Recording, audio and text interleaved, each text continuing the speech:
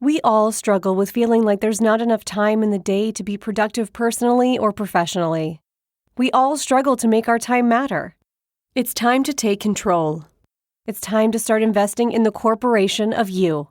At Athena, they've helped over 700 ambitious professionals achieve more by connecting them with best-in-class, globally remote executive assistants. Athena executive assistants go beyond basic administration tasks. They help you make time matter through the art of delegation. They believe delegation is the superpower of all highly successful people, and your personal EA will help you get there. Your EA is a one-on-one long-term partner to help you achieve your personal and professional goals. Take back your time. Join the waitlist at athenago.com. That's athenago.com. I mean, no one plans to get sick, and yet, here we are. My name is Matthew Zachary. I survived cancer, a stroke, and COVID-19, and somehow I'm still here. I also survived our stupid, broken healthcare system, and I want to help you survive it too. So let's go make healthcare suck less together. Because you know what? We're all out of patience. Hey, that's the name of the show.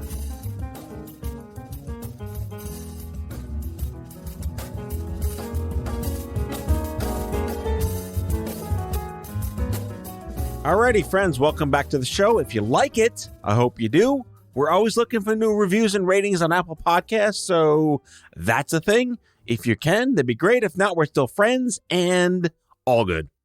On today's show, I am speaking with an incredible human being, Carly Flumer, two-time thyroid cancer survivor and director of medical engagement at MMG, which is a really important healthcare agency doing incredible work in patient recruitment. She's also a legitimate torchbearer for the adolescent and young adult cancer movement, something I'm very proud to have helped give birth to in the stone age of the mid-2000s. So she was diagnosed with stage 1 metastatic papillary thyroid cancer. You'll learn more about that during our conversation. In January of 2017 at the age of 27. Not that there's a good time to get cancer, but come on, right when you're just getting started. Yes, that is the AYA cancer story. She went through all sorts of crazy treatment, but managed to get her master's degree in health communication, and she's been blowing up the Twitterverse at Carly Flumer ever since. She now enters the podcasting fray in the hot seat here on Out of Patience to drop some knowledge about thyroid cancer and the occasional S-bomb. Ladies and gentlemen, Carly Flumer. Carly Flumer. Hi. I pulled the Target. You did. It's not just nice to see you. It's nice to see you for the first time in person, and it's nice to see you in person. Oh my gosh. Three things. Yes. I'm so excited to be here. Well, welcome to New York for the third time. Thank you. But now you get to come here. I do. In studio live here at OffScrip Health. Yes. What do you think? I love it. Is it hyperbaric enough for you? Yes. Yeah. We're like longtime listeners, first time followers. Like we finally see each other in person. I don't know how it's taken this long for our paths to cross. Yeah. There's no like bromance for Twitter, but we've just been stalking each other and doing all the Twitter things forever. Pretty much. Yeah. I mean, how we've never occupied the same space at the same time is like, I have no idea how that happened. Because you were diagnosed how many years ago? 4. Right. And I was still at Stupid Cancer. We were having all our conferences and stuff. Sure. Yeah. But we're here. We are. And 4 years, you're still here. Yes. So thyroid cancer, I just want to lead with this because like the running joke is, oh, that's the good one. Yeah. And right? I hate How many it. times were you told, oh, you'll be fine. It's a good one. Many times. For real, right? Yes. What weight pipe were you carrying to hit that person over the head with?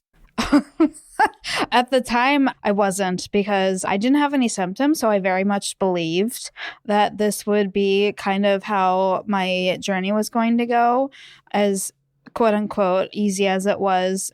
But then I had metastases and then radiation, and then I can go into the whole story. The good cancer so nice you got it twice. Oh, yes. Wait, so thyroid cancer is like a silent creep, right? It is, you have no idea what it is.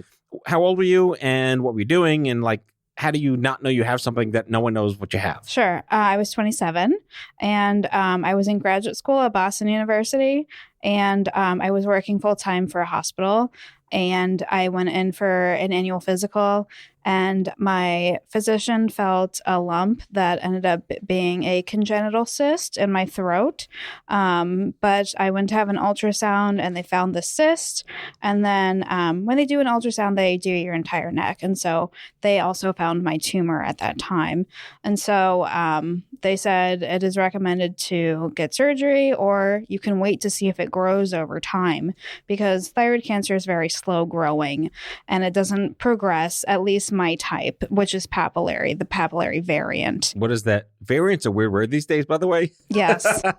Help me understand papillary versus, is it non-papillary? So papillary is the most common type, but then there are others such as medullary and anaplastic, which are more aggressive types. Okay. Yes. And so I went to see a surgeon. I was able to get the surgeon's name because I worked in the hospital system, and I asked the doctors who I worked with, who is the best surgeon that you know of that could take care of me for the situation. And they all told me the same person. And so I called him, and it was a 5-month wait. Yeah, right. Because that sounds fantastic. So he is a general surgeon, but he's done thousands of thyroid cases. So I knew I wanted him to do my surgery. But in the meantime, I did get a second opinion. And he told me the exact same thing that I would be hearing at my 5-month appointment. The tumor was located in the right lobe of my thyroid. The thyroid is made up of 2 halves. So you have your left lobe and your right lobe, and you can live with 1/2 of your thyroid.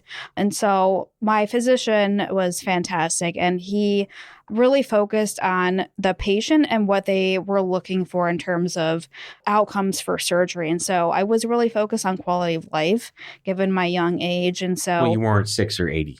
Exactly. So I opted to, instead of getting out the entire thyroid, I opted to get out the side with my tumor. And one of the disadvantages of that was the cancer could come back eventually on the other side, many years down the road. And then the disadvantage of getting out the entire thyroid is having to be on a pill for the rest of your life that can do all of the functions that your thyroid does, because you cannot live without it, which I did not know at the time. I'm on that pill, but Are you really? yeah, my radiation destroyed my thyroid. Oh my gosh. It's still inside me, but like it doesn't work. Oh my goodness. Yeah. Hail the makers of Synthroid. Oh my gosh. Yes. Yeah. So I ended up getting my right side out in May, and then I was recovering at home, and 2 days into recovery, my surgeon called me and he said, we did pathology on your lymph nodes. So meaning they were looking at the lymph nodes to see if there was cancer in them, and over 80% of them had cancer. So he said, you have to come back and we're going to take out your other half.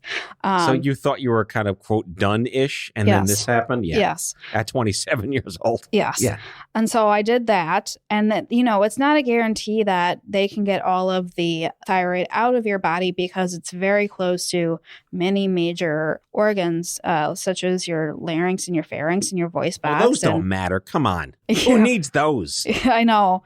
So I had to undergo radiation. It actually kind of primed me for COVID, because I took a pill and my whole body became radioactive. But that meant that when I was at home, I had to be away from my family, and they could come in within so many feet of me. And as time went on, the number of feet that they could come in to the distance with me decreased. So, I was also in school at the same time. I was going through treatment and also going through school. And I was also working full time. Did you have to wear those like Fallout shelter stickers all over you? No. Have you seen those? It's a real thing. Like they're running jokes, but you can wear like Fallout stickers when you're radioactive. Really? Yeah. No, I did. It's like, leave me alone. Leave me alone, or I'll nuclear kill you. Yeah, I did get a letter to carry into my car, because if I happen to get pulled over, if they measured radiation coming off of me, then I could show them a letter. You'd be fun through TSA. Oh, I bet I would. Yeah. Yeah. So then I had the radiation, and then still going through school, still working full time. And then I thought I was done after that. So then I had blood work every 3 months that checks your TSH, your T3, your T4, which are Those are the thyroid specific hormone Yes. blood test things? Yes. Okay. Yep. They basically can tell you how your thyroid is doing because it connects with the pituitary gland in your brain and how much thyroid hormone you are getting from the synthroid. So that's how the dose is determined. It can take many years to find out the dose that you need based on your body type because they start out with a dose based on, your age and your weight. And then It's all assumption. There's no math behind it. Yeah. Mm-hmm. For any thyroid cancer people in the crowd, let's nerd out for a second. All right. Sure. My first dose was 0.5. Oh, wow. Which was, at the time considered like, that's a lot. Sure. And then we realized it made me hyperthyroid, which is my thyroid wasn't working, but then they turned it into like this Tasmanian devil, Roadrunner version of it. And I lost all this weight. It was not okay. So then slowed it down to 0.25, then now I'm on 0.125. Grams? Micrograms. Oh, micrograms. Okay. Yeah, grams. I'd be like bouncing like a rubber ball in the whole room if I was that much. Yeah, but it took me 6 years to regulate on a dose that worked for me. Sure. What did you start at? So I believe I started at 112 Mm-hmm. and then I went to 125 and then 137. Then I'm back to 125. Now I'm back to 112. Okay. Yeah, because in the 90s, they didn't really have the same level of like longitudinal data, especially for young adults that had radiation-induced thyroid death. Yes. Not thyroid cancer-induced thyroid death. Yes. Yeah. And then the thyroglobulin, which is the tumor marker that measures if your cancer is coming back. And so I had always had a positive tumor marker even after my surgeries and my radiation. And I was told that for some patients, the thyroglobulin level does not go down and they end up being fine, or it takes a couple of years for it to go down. And mine just stayed the same consistently. So I wasn't too worried. I had an ultrasound every year. And so I got my ultrasound this year, February 2021, and was told that my cancer was refractory, meaning it did not respond to the radiation treatment. And so I was diagnosed with cancer again. And congratulations. Thank you very much. And I had my third surgery 6 months ago. Are you like a Pez dispenser where your whole neck snaps back and pills come out now? I feel like it sometimes. Yeah. That's another thing. When I first met my batch of thyroid cancer friends through this organization called THICA. Yes. Props to Gary Bloom for running THICA. When I entered the cancer version, like, I don't know, 03, 04, I had nothing to do. I was just trying to figure out what to do with my life in my 20s. And I met people that live strong and like, where have you people been this whole time?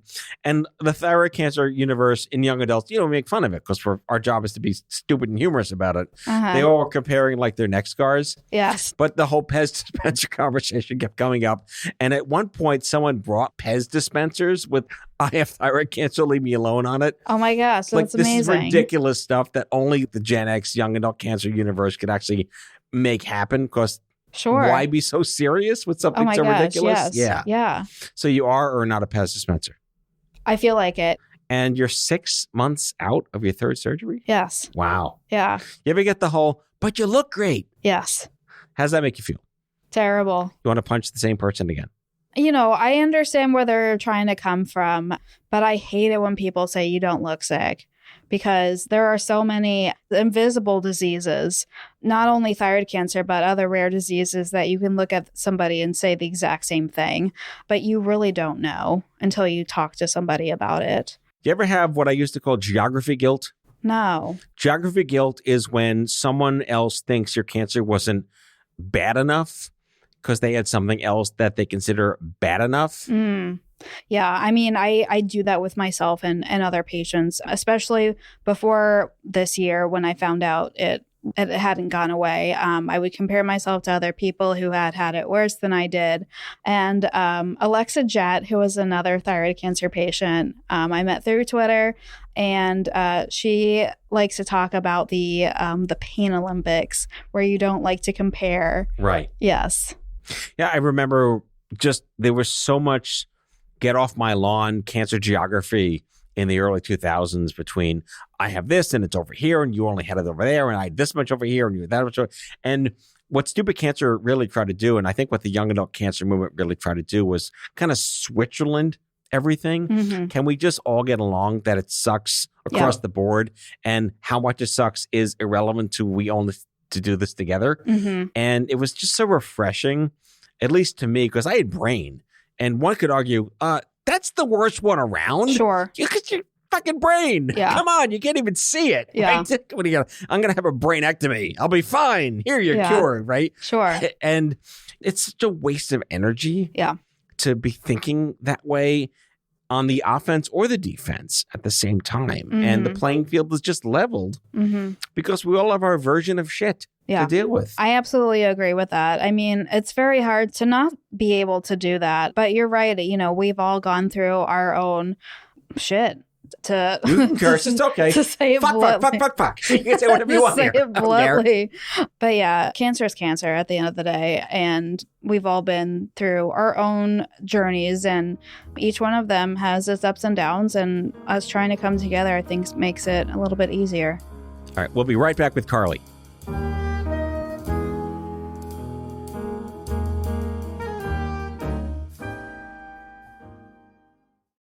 Has your chronic illness made it difficult to continue working in the traditional way? Want to learn how to find and create flexible remote work that both accommodates your chronic illness and generates an income? Join the Patients Getting Paid membership, a community of chronicpreneurs where people just like you find workshops and trainings, weekly updated condition-specific gigs, twice monthly coaching calls, co-workings, accountability, and the kindest community to support you on your path to make money while working from anywhere and taking good care of yourself. Learn more or join us at patientsgettingpaid.com.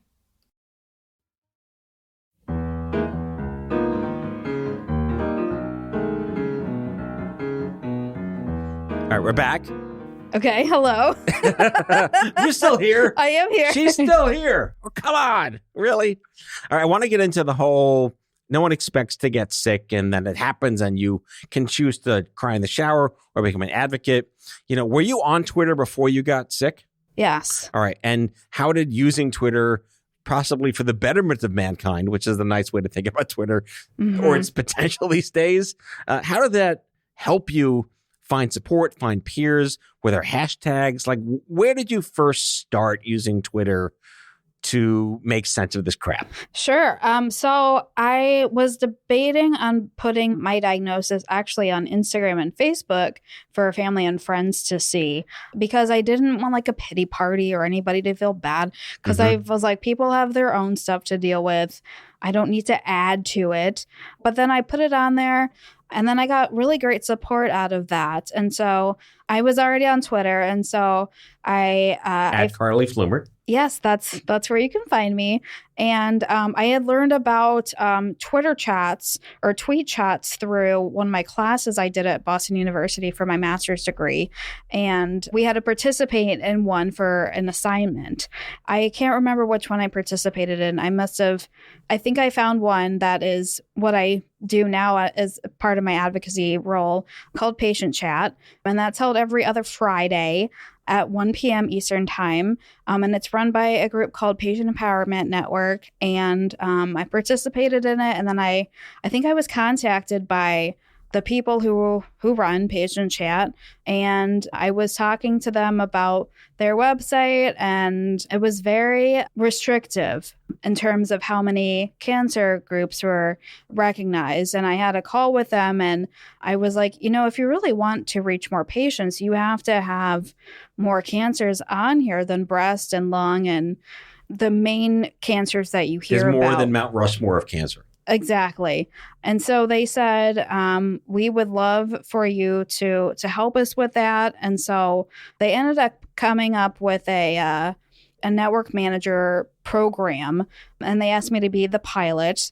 And so when how'd that make you feel? Amazing. I mean, I had tried to use my diagnosis for other things as well. I had been working with John Novak, who worked for Inspire at the time. John. Shout out to Big J. Yes, he's amazing. I was looking for jobs because I had left my job at the hospital when I was undergoing radiation. And then when I was coming back, I had connected with him on LinkedIn. And The story's going in many different directions. It's a good direction, no matter what direction. And then so he suggested that I pitch my story, my diagnosis to the Philadelphia Inquirer, and I spoke to the chief editor there. So I talked to her about my story, and she said, "We have too many like yours." And I was like, okay, well, I didn't really know how to take that at first because I think every diagnosis... There's too many of you? Yeah. Every diagnosis is different, but maybe what she meant was we've had people share their cancer stories before and we're just looking for something different. So I didn't really let that stop me. I looked for other blogs that were sharing cancer stories and I kept receiving notifications from John about different opportunities. And that's how I got my work. So I've written for the Mayo Clinic, American Society for Cancer Research. What do you write about? Like what's your big thing that matters most to you that you want people to learn and hear? Well, I'm an AYA advocate, so that's adolescent and young adult in the oncology space. And my main focus is building physician-patient relationships and the topic of health literacy. All right, so I'm going to blow your mind with a hypothetical, almost dogmatic concept. Do you feel that modern day empathy and compassion is missing in medicine on purpose or because doctors are too squeezed by the system to allow them to follow Hippocrates? I think they're too squeezed by the system. Absolutely. Especially in oncology, I don't think we have enough time to really understand what the patient wants. And I've written about that a lot in my blog posts and in my written work where they're not really taken into consideration their values and their morals and what they're really looking for out of their cancer journey besides hoping to get a cure. And which means nothing. I know. The word cure is just one syllable. Yeah. And so, I mean, there are so many other aspects that go into cancer care that are really not talked about, I don't think, as much as they should be.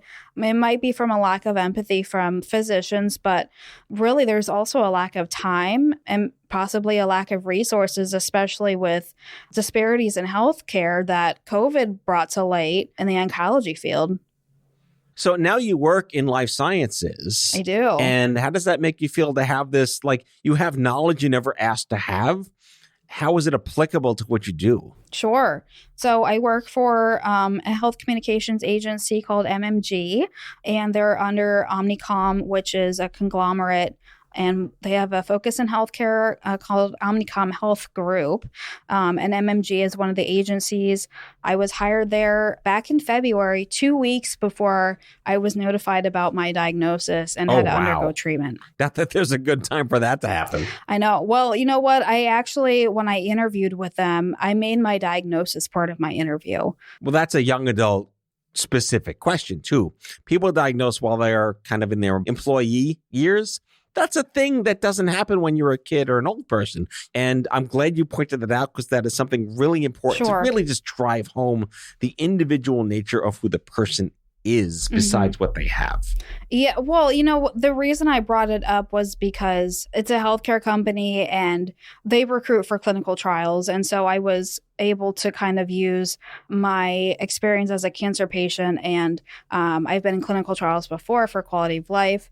And so I was able to talk about that. Right, because they're not allowed to ask you. You chose to disclose Yes, that, I did. which was a risk at this point. It is, yes. But it worked. It did work. You hedged your bet and you paid off. Yes. And so now I work as a director of medical engagement and I have a fabulous team. And I'm going to give a shout out to my project director, Jamie Goldfarb. And she is also a stage 4 melanoma cancer survivor. Did she tell them she had cancer when she got the job? Yes, because when she first worked there, she was diagnosed with her cancer diagnosis and she had to undergo treatment at NIH in a clinical trial. Wow. Yes.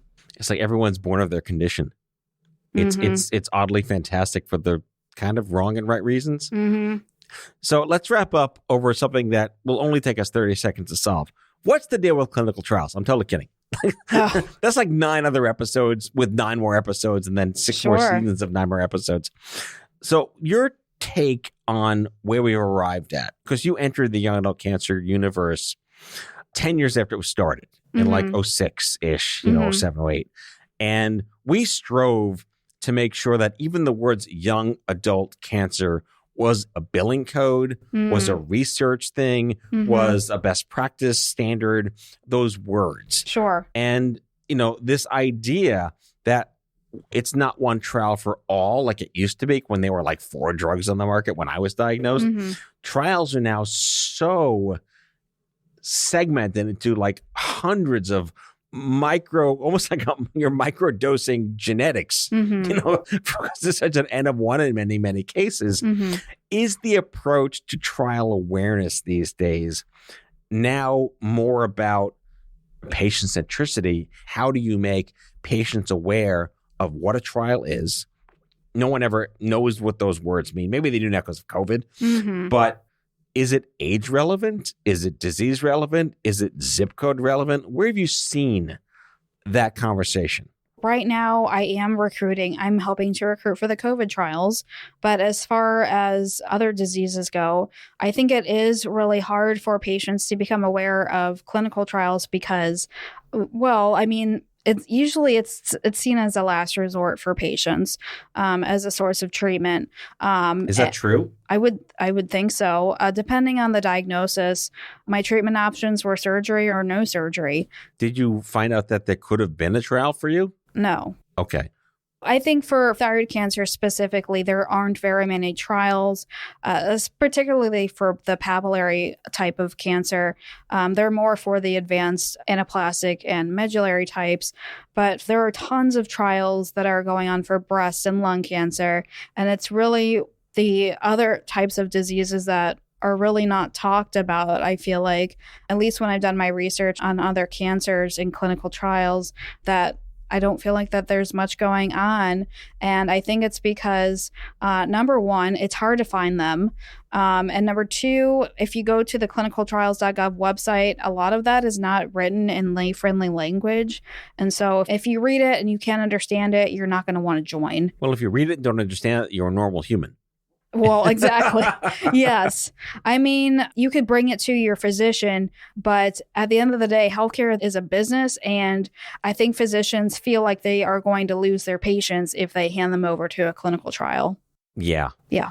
Yeah. And again, that's a whole other show. Yeah. And it's a rabbit hole that leads to a bigger rabbit hole, if I can just put it lightly and mildly. Sure. Yeah. So final thoughts, because, you know, like I said, here you are now, a Twitter influencer. I see you all the time. Yes, I just called you a Twitter influencer. Oh, thank you. You are very active. Yeah. And I love that you chime in. I love that people know who you are. You know, how many? Do they really? Yeah. Oh, you're well known in the Twitterverse. You've done a great job. Thank you. With, you know, we don't intentionally self-brand sometimes, but everyone knows, you know, the right people in the right crowds know you and trust you and listen to what you have to say. That's great. So you're already swimming with the people that are drinking the Kool-Aid. Yes. And people are only activists once the sky has fallen on them. How do you feel about talking to the people for whom the sky has not yet fallen, or it's fallen on them and they don't know what to do about it?